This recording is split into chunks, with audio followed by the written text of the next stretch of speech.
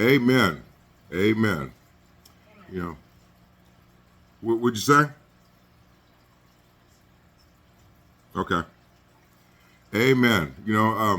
The Sabbath is certainly a delight, and the delight comes from knowing what the Sabbath is about and having the joy in your heart to carry out this duty that we have to praise God and make an attempt, just not actually complete and achieve, but make an attempt to give him insufficient praise that is due to him because of what he does for us every day.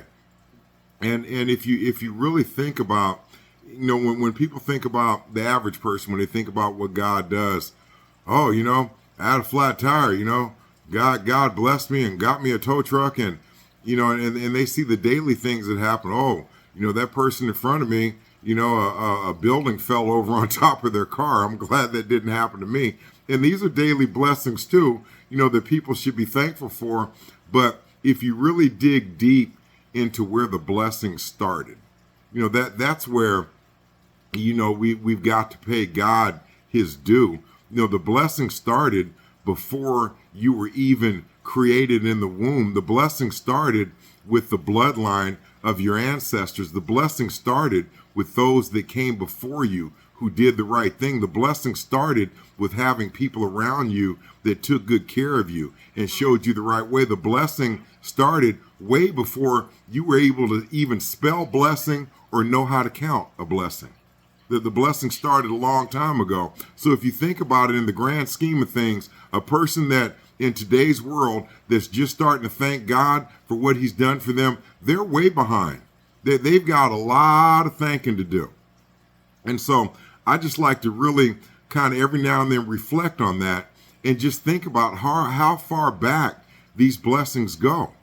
And then you think about all the blessings that you didn't even know it was a blessing. You didn't realize it was a blessing because you weren't even sure what a blessing was. And then when you find out about blessings and you look back on all the blessings that you had, you're just overwhelmed with gratitude and appreciation, because anybody can see if they look hard enough that everybody doesn't get the same blessings. Some people get better blessings than others. You know what I mean? And when I say blessings, I'm not talking about a new car or a flat screen or a diamond ring or a fat house or even a trip to Vegas or any of that kind of stuff.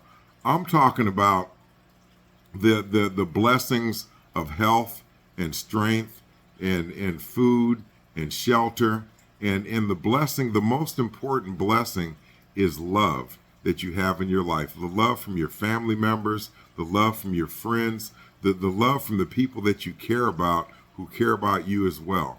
And there's no better blessing in the world. All these other things, the flat screen TV and the car and the house and the trip to Vegas or trip wherever you want to go, the condo on the villa on the beach and the condo, in the canal, whatever, your worldly desire is, those aren't blessings. Those are things that you can buy with money. And to have enough money to get the things that you need and get your family and your loved ones through life and be able to help people when you need to and all that money is a blessing. But to just spend the money frivolously on material things, that's not really a blessing. That's kind of like a desire, you know what I mean, and an opportunity. But we're talking about when you go to the hospital and they tell you that you've got cancer and it doesn't look good. And then when they go in to do the surgery, they go in and the cancer's gone. You can't buy that. Where do they sell that at? Because I've been looking all over Amazon and Temu and all that, and they don't have that for sale. Nowhere, for no price. I'm talking about when, you go to a situation where when I was a kid, they had the Vietnam War, and soldiers were going over to Vietnam, and they were getting killed. They were dying. They weren't coming back. They were coming back in body bags. And I remember when I was a little kid hearing about all this because we lived on the military base and we knew about all that. A blessing, it will get you through Vietnam. My father came back, and many of my friends' fathers came back but I had some friends whose fathers didn't come back. You know, you can't buy that. You can't pay for that. God made that choice. God decided who was coming back and who wasn't coming back. And so when we talk about blessings, I want to make sure that we're on the same page about the real blessings, you know, the health and the safety and having your family, like I said, around you to love you. They used to make songs about how money can't buy you love. Money can buy you, you know, all the yes people you want to gather around you and make you feel good about what you're doing and tell you that everything you do is the right thing and give you, you know, the complete control over their lives. And you tell them what to do and they jump and they say, how high do you want me to jump? And money can buy you that, but money can't buy you love. Money can't buy you somebody that has a place for you in their heart, somebody that's going to pray for you, somebody that's going to sacrifice for you, somebody that may be willing to give their life in exchange for you to keep yours. Money can't buy you that. Money can buy you somebody that may say they'll do that, but I promise you, when the chips are down and it comes down to it, they ain't standing in front of that bullet. And I mean, you've heard of martyrs and people that, you know, do things like that, but they did it out of the love for their family. You hear about people all the time that say, okay, you know, I gave my life, but these people promised to take care of my family. You know, I gave my life, but they said that my kids would be well off for the rest of their life. You know, and that came from love. They loved those people so much that they were willing to give their life to make sure that the rest of their lives were going to be okay.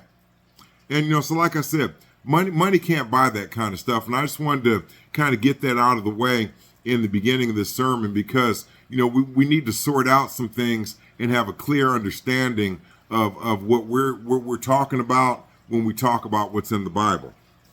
And one of the things I wanted to clear up was, the fear of the Lord. When they talk about the fear of the Lord, you know, it sounds like, you know, they use that along with sentences like God is most swift and terrible. The fear of the Lord is the wisdom.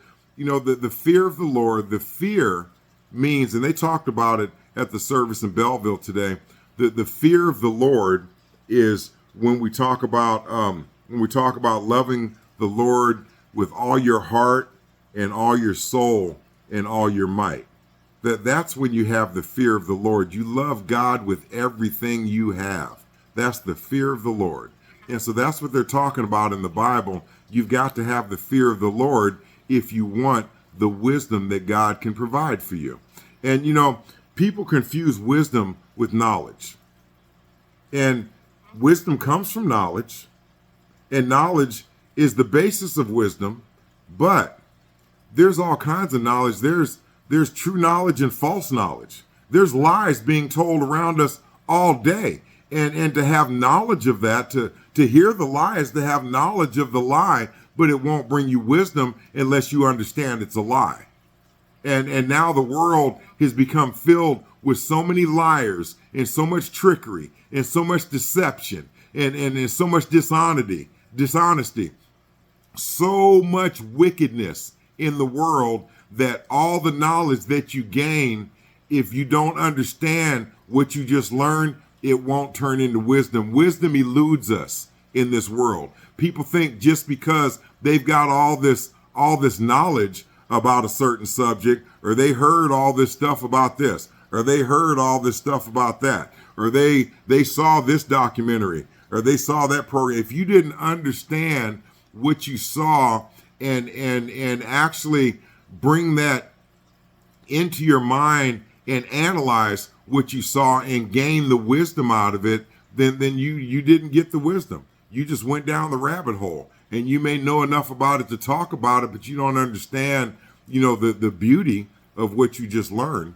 And so that's something else that we're going to talk about in these Bible studies. But what we want to do is we want to make sure that the wisdom does not elude us, and we don't mistake all knowledge for wisdom. You know, the wisdom is what comes after the knowledge is analyzed. So even if you hear a lie, if somebody tells you a complete bald-faced lie, if you believe it, okay, you have knowledge of the lie. But if you understand that it's a lie and you know the truth, now you have wisdom.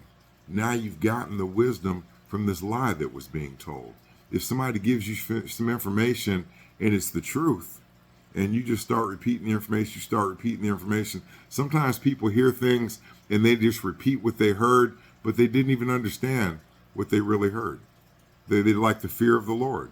You got to fear the Lord. And people run around saying that all the time, but how many people really know what the fear of the Lord is? And so you can keep repeating it, and that's knowledge, but that's not wisdom until you understand what the fear of the Lord is. And so what we want to do is, in our mission, in our journey, we want to strive to gain this knowledge and turn the knowledge into wisdom. We have to analyze every piece of information, and then once we gain that wisdom, now we're prepared. This goes back into what I say almost in every sermon that I preach about what our mission is to do in this world. These people are going to be confused. These other religions, and I'm not bashing anybody's religion. If whoever the God is that you're praying to has you doing morally sound things and doing the right thing and not doing any evil or wicked things and just walking in the way of the upright, then so be it.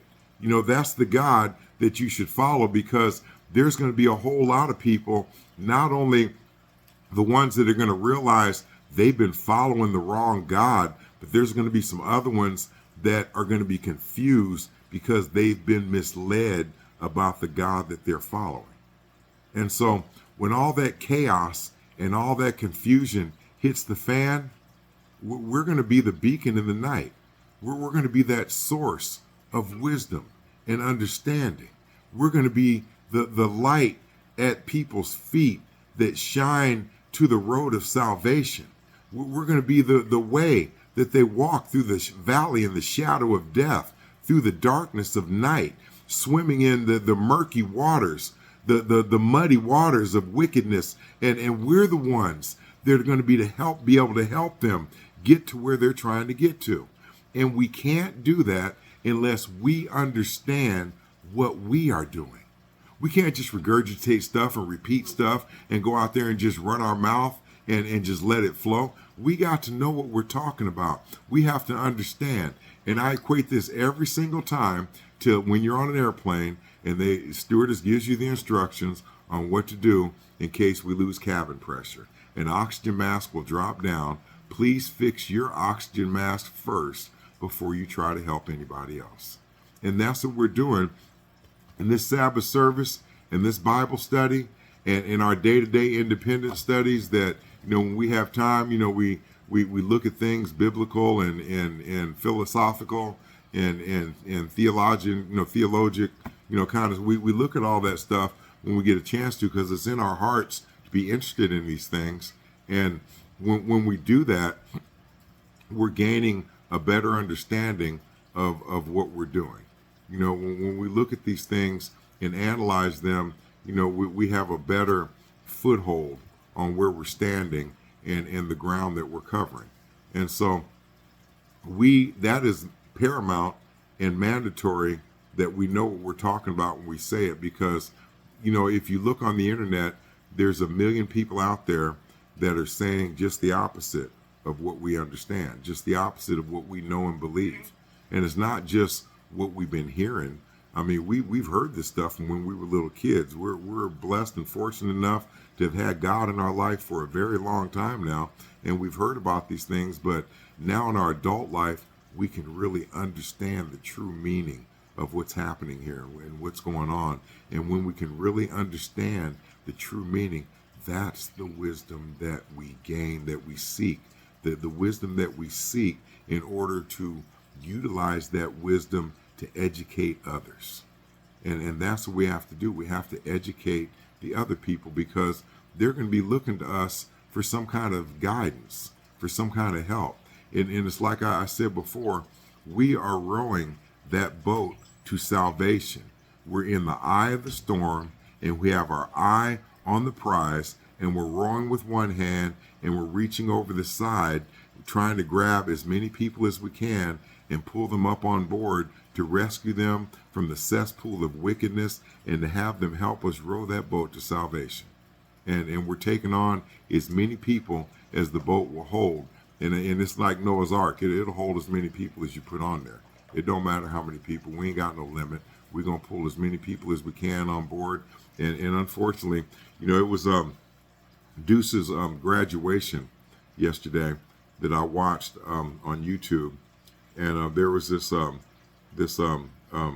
person worked at the he was assistant superintendent of the Lake Washington School District, and he got up there and I'm sure he's given this speech before at many of graduating high school classes, and he was saying, "You are prepared, you are ready. We have given you the preparation you need to go out there and be successful in the world, each and every one of you," and blah blah blah. And he gave this speech that was motivational. I mean, he was telling these kids, fear not, because you've got the education. We prepared you. You're ready. And so then this kid got up there, and he was one of the graduating class, and he got up there and he said,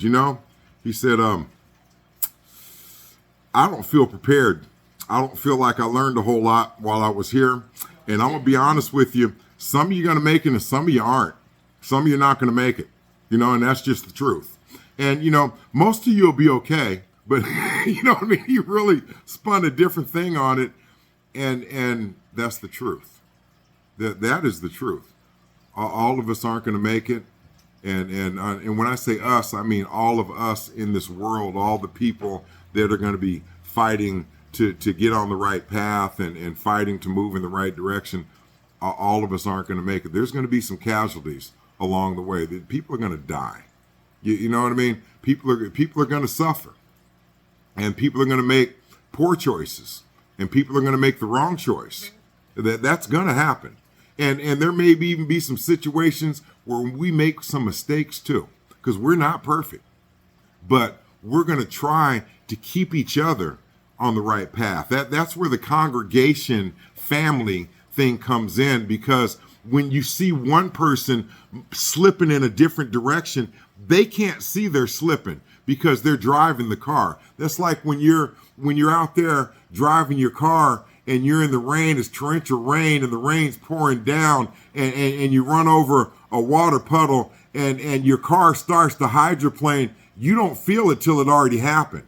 But other people around you, they saw it before you felt it. They saw that back end try to slide out from under you. They saw the car wiggle a little bit. And you may not have even noticed it the first time, but that's what we're here for. When we notice that wiggle, when we notice that back tire trying to slide out from under you, we can be there to help you get stable. We can be there, and it's going to take trust on both sides. We have to understand that that's our job, is to help each other and to love each other and treat each other like we want to be treated. But you have to understand also that you have somebody that's looking out for you. You have somebody that has your best interest at heart. You have somebody that's got your back. This ain't no funny style stuff where somebody going to talk about you behind your back and make fun of you because you made a mistake. And oh, look at so-and-so. She's slipping up. She's backsliding. She's going to hell. No, we don't talk to, we ain't Job's friends.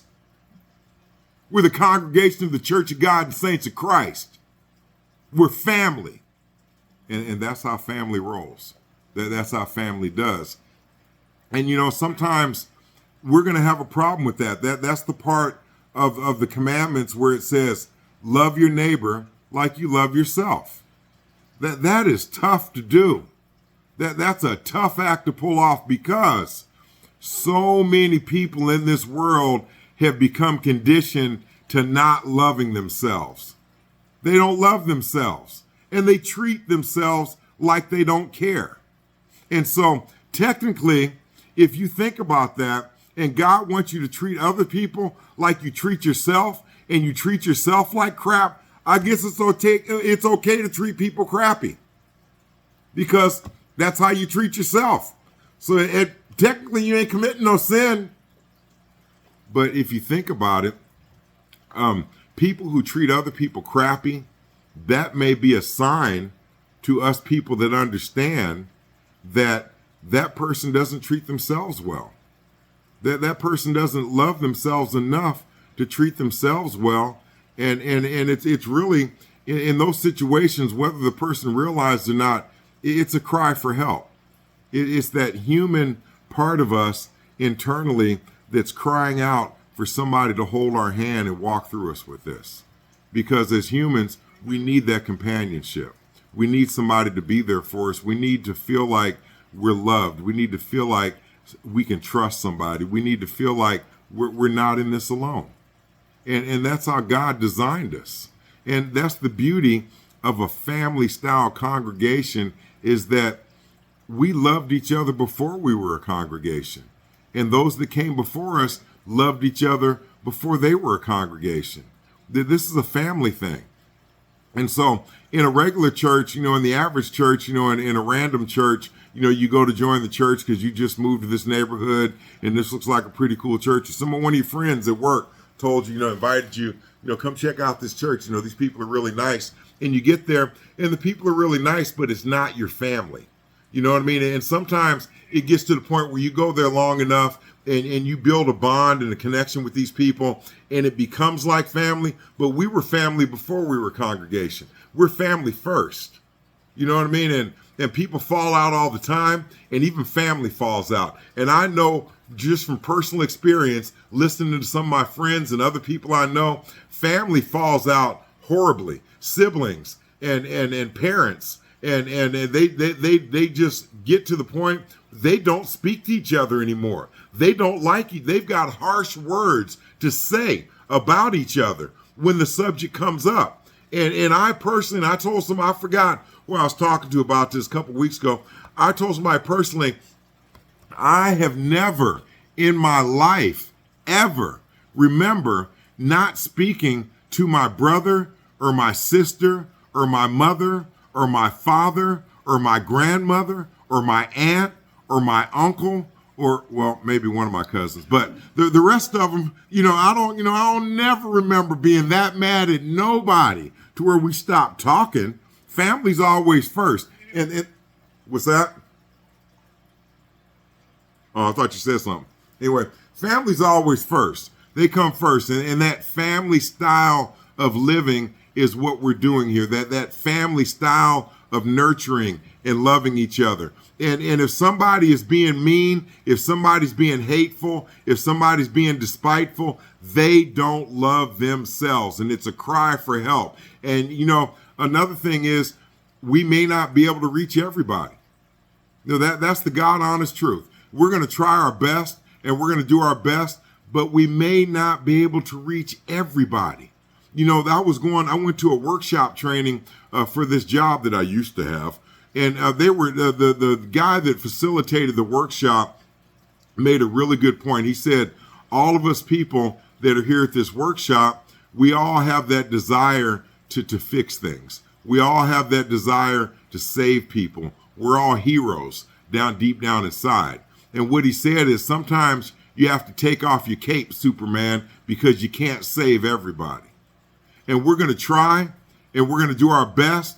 And we're going to use the wisdom and the knowledge and the understanding and the information that we're getting from God. We're going to make sure that our frequency is on the right wave. We're going to make sure we got the memo. We got the email. We made sure we went to the training. We were apprised of the information. We were following what we were supposed to follow so that we can show other people the way. If you don't know where you're going, you can't show somebody which way to go. And so we're going to make sure we know which way to go so we can show others which way to go. And back to that, you can't save everybody. There's going to be cries for help that you're going to try to answer them, and you can't help them, but pass them off to somebody else because somebody somewhere down the road can help them. And it's been my experience that sometimes somebody hears wisdom from you and that didn't help them. Then they go to the next person and the next person tells them the same thing that you told them. and that didn't quite help them either. But there's something building up here. There's a pattern. And then they go to the third person, and that third person tells them what the first two people said, and the fourth person tells them what the first three people said, and on and on and on. And by the time they get to the 10th people, they get to thinking, dang, all these people told me the same thing, and it's just the opposite of what I've been doing, and they all seem to be doing just fine and doing what they told me I should do. They can't all be wrong. And that's how you save that person, is a team effort. There's no I and we, and there's no we and team. Also, there is a kind of an E in team, but not a we in team. But anyway, so it's going to take a village to raise the child. It's going to take a team effort to help some of these people, and we're going to have to work together and blend together and roll together and operate together and be as one. We got to move like a well-oiled machine. Everybody's got their own job. Everybody got their own part. If you think about an internal combustion engine, which is the main, before they came out with the electric motors in new cars, that internal combustion engine was the engine in all cars, and every part on that car, the starter's got its job, the alternator has its job, the heads do a job, the crank does a job, everything does a job to work together for the motor to function as one. And that's what we do as a congregation and as a church body, is we work together, and in each individual part functions together to move together as one. And once we're functioning like that, we're ready to show other people what we're doing and how they can do it. And the main thing is, we tell people through testimony, this is what God's done for me, and if he'll do it for me, he'll do it for you too. All you have to do is ask him. And that's what these people have to do. And they'll find out, just like I did, that when you ask God to come into your life and you ask him to bless you, and you really look into that, he's already been blessing you. You've already had blessings in your life. And I tell you, it's a blessing that you're even alive to ask God for help. It's a blessing that somebody came into your life to help you get through this. It's a blessing that you survived what you went through to get to this point at this day in this time and say this thing to this God, and he will help you. It's a blessing that you made it. And so I want us all to count our blessings. I want us all to be grateful for what God has done for us. And more important than that, I want all of us to understand what wisdom is about. I want us all to understand what God's intention is for us. I want us all to understand what the game plan is, why we're here, what's our purpose, what are we doing here, and what's going to happen next. And these are the kind of things I preach about. And I hope that when I preach these sermons, sometimes, my delivery is kind of dry and it starts out kind of slow and the Lord will come. And I don't do a lot of that, and that gets people's blood going. That gets them excited. Maybe I ought to be more provocative. I need to learn how to move the crowd. But if you listen to what I'm saying, it has an air of sincerity and truth. And that's all I'm trying to do. I'm trying to be sincere about the message I'm delivering, and I'm trying to make sure that you can see the truth in what I'm telling you. And these aren't messages that I guess maybe I should have a couple of different styles of message. Maybe I should start, writing myself a speech, before Sabbath and really have a written out message. But these messages, they come from God. I don't write this stuff down. I may, during the course of the service, I may write down a footnote or something that sparked my interest or something that goes along with what I'm thinking about, what God's putting in my heart to say. And I may write down a little footnote, but this stuff comes spontaneity, through spontaneity. It comes, as it comes. And it is what it is, and it comes from God, and that's the message from God.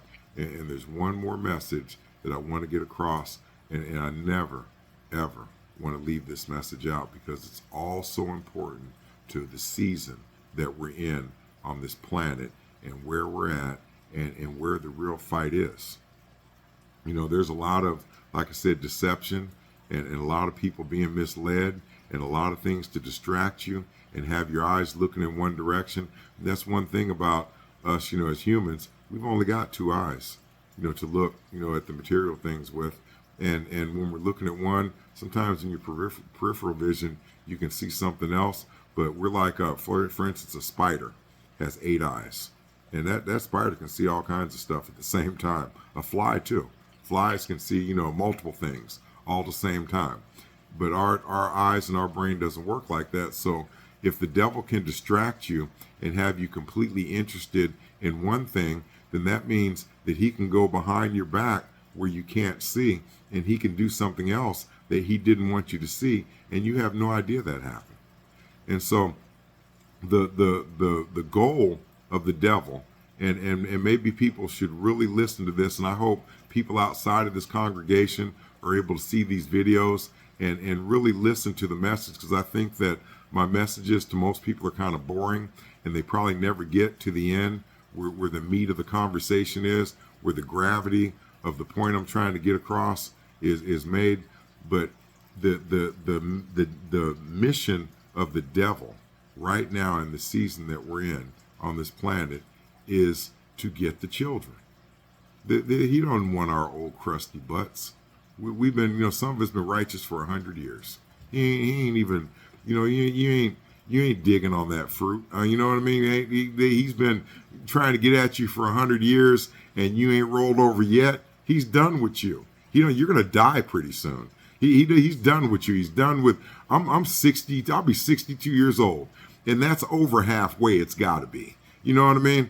And he had me for a while, and I said, me and the devil, we roll some streets, but we don't roll like that no more. He ain't my homie no more.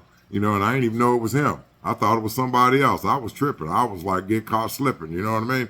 But he had me a good portion of my life, but he doesn't have me anymore. And one day I'm gonna be old and crusty, and I'm gonna die, and ain't nobody gonna be left but the people that came after me. And so that's the mission of the devil, is to grab the spirits and the souls of the children now. And he's got shows on TV where they've got sorcery and witchcraft. It's cool to be a witch now.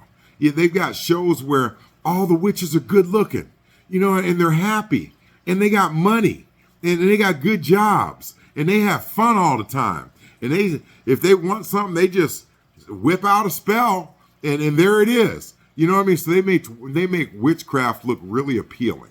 Sorcery, same thing. You got magic. You can do whatever you want. You can use it for good or evil. It's not evil if it's good to you. You know what I mean? They got Lucifer on a program saying stuff like, the devil got a bad rap. Everybody deserves a second chance. You guys should take another look at Lucifer. He's not a bad guy. He's not. He just was misunderstood.